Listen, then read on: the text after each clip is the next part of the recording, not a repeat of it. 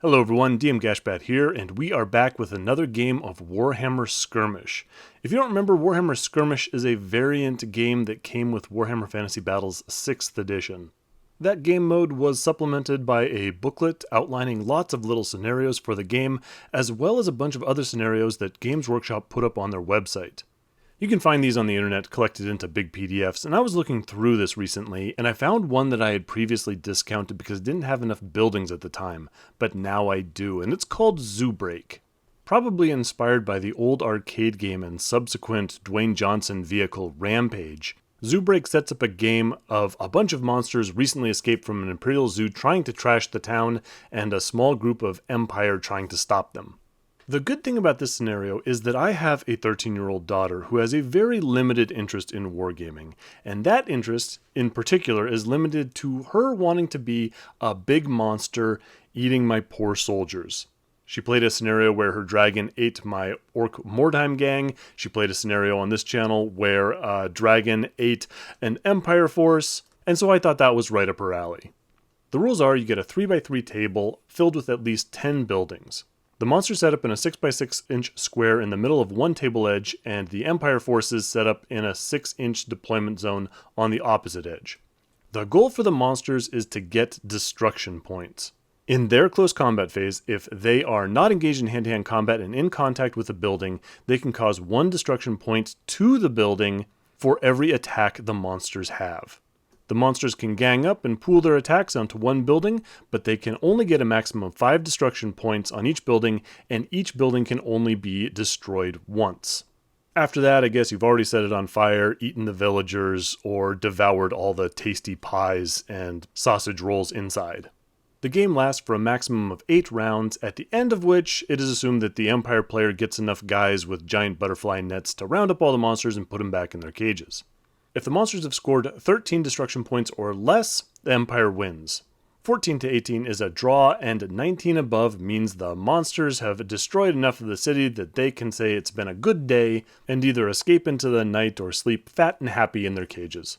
The only other special rules are that the monsters are always allowed to run, and the Empire force doesn't have to take any rout tests until they've reached 75% casualties, and the monsters don't take rout tests at all. So having enticed my opponent into the game with the idea of magical creatures on a rampage of destruction, it's time to choose our forces. The monster player gets 240 points to spend, which isn't a whole lot. It means she can't bring her dragon, for example. I gathered up all the Warhammer Fantasy 6th edition monsters I could find and ended up with a selection of giant wolves, giant scorpions, a Lamazu, a Carnosaur, a Chimera, gigantic spider, and a harpy.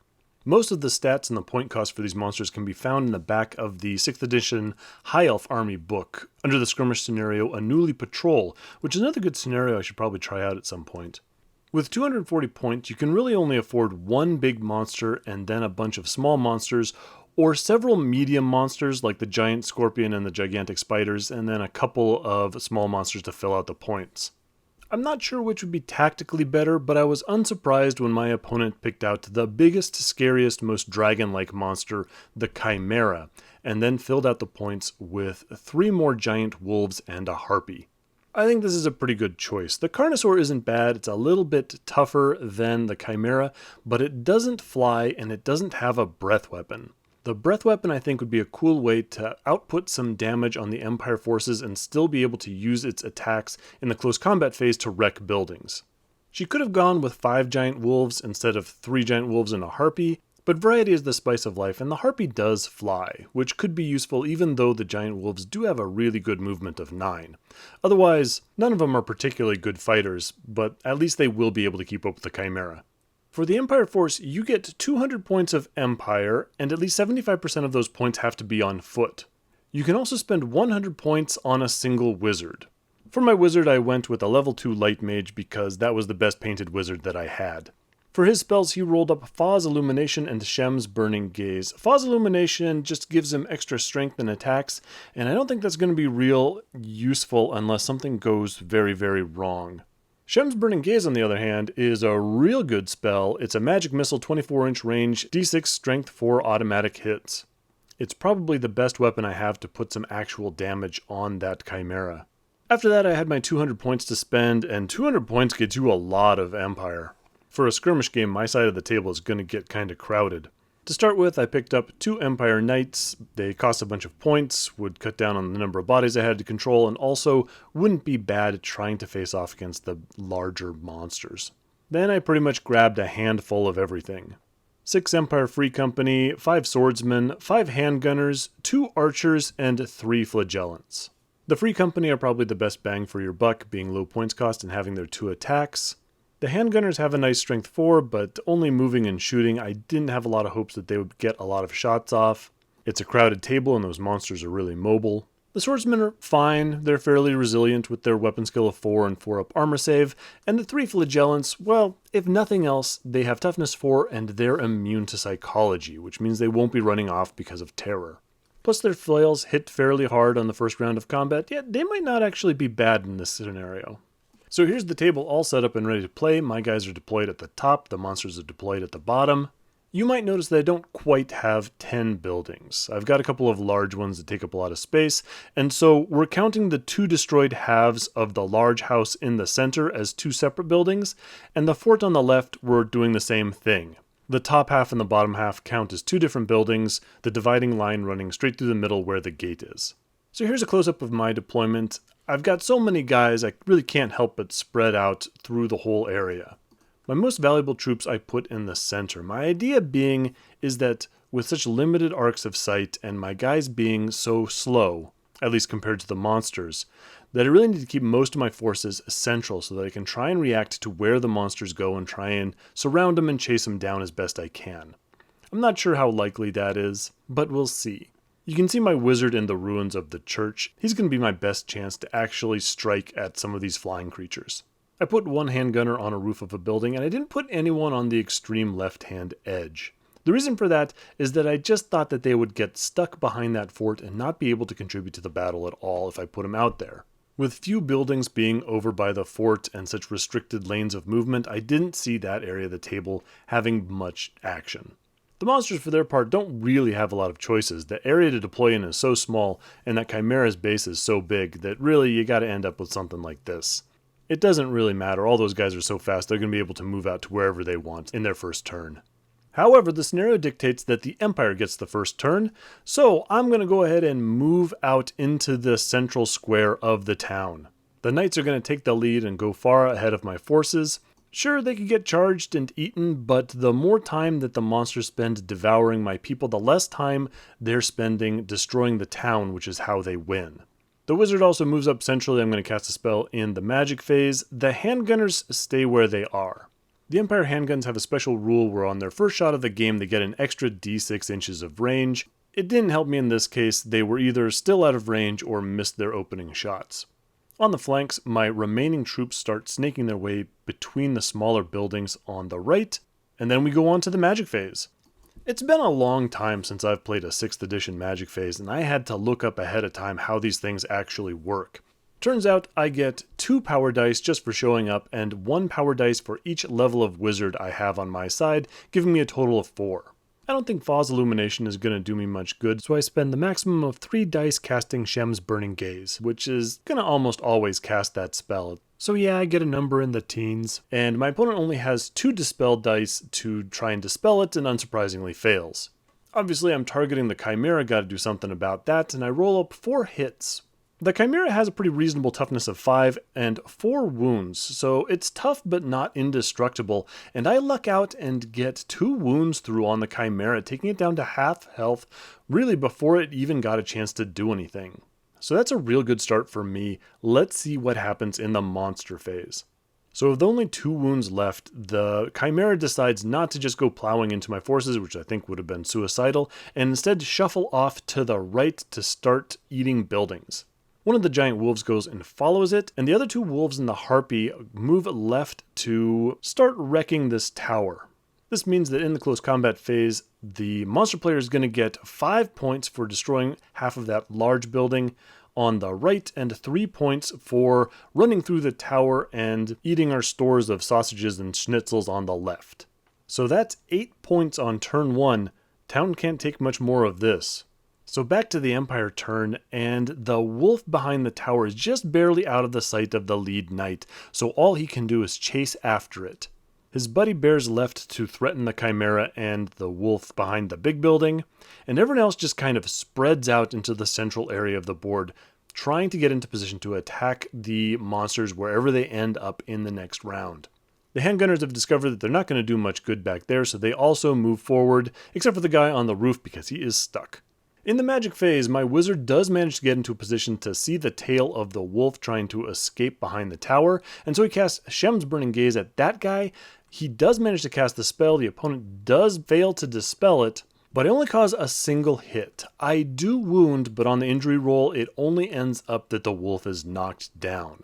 That's not terrible. Anything to slow these monsters down is going to help me, but I need to do a little better if I'm going to save Schlumdorf or whatever this place is called. I do have a single archer that can take a shot at the Chimera, but he moved, the Chimera's got hard cover. It is a large target, so I do get a +1 to hit, but the shot is still difficult and I miss anyway. Back to the monster phase, and the Chimera and its wolf friend continue to move off to the right and eat this tower over on the extreme edge of the board. I think it's got a plan for those two Empire guys directly in front of him. The wolf that was knocked down by Shem's Burning Gaze gets back up and can make a half move, just skirting around and getting out of line of sight of my knight, leaving just a trail of smoke from its singed tail. The other wolf and the harpy managed to get to that one side of the fort. You know that spot where I thought no one's going to be and I didn't send any guys over there? Yeah, they're going to try and wreck that in their close combat phase. But first we have shooting, and the Chimera gets to breathe fire. So my opponent goes for a direct hit on the swordsman in the center and a partial hit on the archer on the left and the free company on the right. Unfortunately, can't roll a 4+ for the archer or the free company, and so they're both fine. Also can't wound the swordsman. Strength 3 hit just doesn't come up with a 4+. So no damage in the shooting phase. In the close combat phase though, again, the Chimera and its wolf friend managed to put 5 destruction points on that tower, the maximum, and 2 destruction points on the one side of the fort over on the right, bringing their total to 15. So they've already got a draw and they're rapidly moving to a monster victory. So it's Empire round 3, and the first thing that I have to do is make a terror test for the free company, the archer, and the swordsman in front of the Chimera.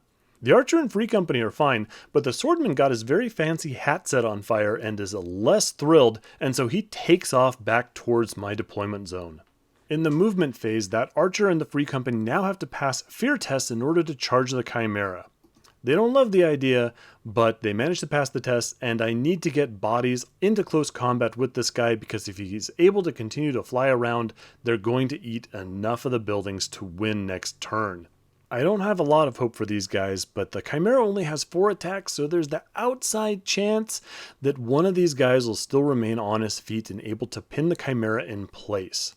The rest of my troops on the left start surrounding these two monsters. The wizard gets into line of sight of the giant wolf. I've also got the archer there to take a shot if I need to. My handgunners back behind my lines have discovered their mistake and are trying to hustle back the other direction to head off the harpy and the giant wolf, munching their way through my fort. The knights and their posse are trying to chase down the harpy and the 2 wolves, but have just found themselves a little bit too slow. In the magic phase, the wizard gets Shem's Burning Gaze with irresistible force, no chance to dispel. I believe it still only causes a single hit, but that wounds and on the injury roll destroys the wolf eating the tower. I guess the wizard figured that since the town was half on fire anyway, might as well cut loose with the full-powered fireballs. That helps a little bit, but there's still a lot of attacks on the table that I need to deal with, so we go over the close combat phase. My chargers get to strike first because that's the way 6th edition works, so the archer goes up and misses with its 1 attack, but the free company, Mr. Stake, the guy with the hammer and the stake out in front of him, he managed to hit with both of his attacks. The bad news is, of course, that the Chimera is toughness 5 and he's only strength 3, so he needs 6s to wound, and he gets double 6s. Mr. Stake just throws himself into this Chimera like a crazy person, drives the stake into the monster's chest, and gives it a big whack with his mallet. He doesn't cause critical hits because he needed 6s to wound, so he only does the 2 wounds, but that takes the Chimera down to 0. I still need to roll on the injury table though, but I get the 5 or 6 to take the Chimera out. Mr. Stake is a beast. I did not see that coming. The most powerful model in my opponent's force just got taken out by a lowly free company. Yeah, the wizard softened him up with the fireball and everything, but really it was Mr. Steak. Well, that really changes things. I've cleared out the monsters from this side of the table. My opponent is still really close to winning, but let's see what the last couple of escaped beasts can do. So over to the monsters phase, and the harpy and the 2 wolves just skip a little bit forward to the other side of that fortress to try and tear that part down. They were allowed to do this because the Scenario Special rules say that they're all allowed to run even if they're within 8 inches of an enemy trooper. So in the close combat phase, they're going to add their 3 attacks to the destruction total, bringing them up to 18, 1 point away from a win. And crucially, they remain out of line of sight of my attacking forces. If I had sent anyone down the side of that fort, I would have been able to block them off and deny them all these points and have someone to attack them in the next round. Oops. So my turn, my on-fire swordsman fails to rally and continues to flee back to the other side of the table. My handgunners are still just a little bit too slow, can't draw a line of sight. They're trying to cut these monsters off before they can destroy more things, but it's not looking great. The knights are right on the wolves' heels, but again, not fast enough. With the threat of the Chimera gone, the rest of my forces are trying to leg it back towards where the action is. The knights' posse are also moving in that direction. They figure that those 2 knights have blocked off that section. There's no getting through over there, plus all the buildings on that side are destroyed, so what's the point? The handguns are mover fire, so they can't take any shots, and we go back to the monster turn. Having heard the bellow of the Chimera as it died, the giant wolves are mad and they're out for revenge, so both of them charge the handgunners in front of them. The harpy, however, smells a delicious villager in the nearby house, flaps over the opposing troops, and lands to take that last victory point. Close combat phase comes around, there's an unengaged harpy in contact with a building, so it gets 1 more destruction point, bringing the total to 19 and to a monster win. However, we've still got things to eat, so we go over to the giant wolves. The first giant wolf just goes and tears out my handgunner's throat, kills him instantly, and the other one does pretty well as well, stunning the handgunner. That Chimera was a friend of theirs. They're not going to let us get away with that. Back to the Empire turn, the town is already lost, but we still have monsters to round up. The handgunner rolls over to knock down, and his friend charges in against the wolf to try and help him out. The knight finally spurs his steed into action and charges the unengaged wolf, and the handgunner on the roof desperately turns around and aims his weapon. The swordsman continues to do his Ricky Bobby impersonation and run around on fire, still unable to rally. The rest of my forces close in, they're getting real close. The wizard can't quite help out with his spells this round, but might in a future round, especially if that harpy goes off destroying nearby buildings. And then we come to the shooting phase, and this handgunner has been sitting up on this roof waiting for his shot all game, and when it comes, he misses like a jerk. Nice going, you loser. Things don't go much better for the Empire in the hand-to-hand combat phase. Somehow, the knight and the wolf draw. Neither of them are able to cause any damage on each other. Typical. The charging handgunner actually does a little better and manages to knock down the wolf that's trying to savage his friend. That brings us to Monster Round 5, and even though they've already won, my opponent feels that the price has not been paid for the death of the Chimera, and so the harpy charges in to the impudent handgunner who tried to shoot at it. Unfortunately, in the close combat phase, neither of them are able to land a blow. We go on to the wolf combat. The knight finally gets its act together, well, more specifically, its horse does, and kicks the giant wolf to death. The other giant wolf hops up in the recovery phase, but it has to strike last in the hand-to-hand combat phase because of that, and the handgunner manages to knock it down again. You go, man. Swing that rifle. Empire turn 6 and the cavalry has literally arrived. The 2 knights charge into the knockdown wolf. I think you guys should be able to handle this, you bunch of dummies. I don't bother moving the rest of my people because it's not going to matter. In the close combat phase, my knights do manage to finish off the last giant wolf, but going over to the harpy versus the handgunner, the harpy has a higher initiative, hits, wounds, and stuns the handgunner, meaning that in the next monster turn, it's able to kick the handgunner to death and drop the body off of the roof. There you go, little parting gift for the town of Schlumdorf as it flies off into the night through the clouds of billowing smoke. So there you go, pretty good game, monster victory, but some surprising moments in there. I think with a mobile force like that, with the Harpy and the Chimera, it was gonna be tough to prevent the monsters from getting their 19 destruction points.